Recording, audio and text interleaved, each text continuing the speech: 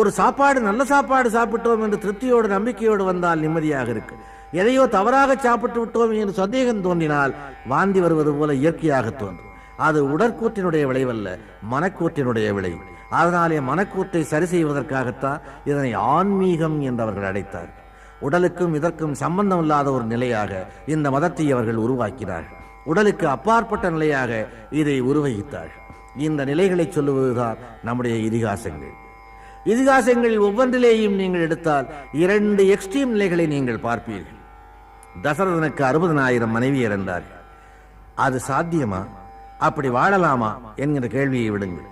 அவனுடைய மகன் ராமனை ஏகபத்தினி வரதன் என்றார். 2ஐயும் 2 துருவங்களாக ஆக்கி காட்டினார்.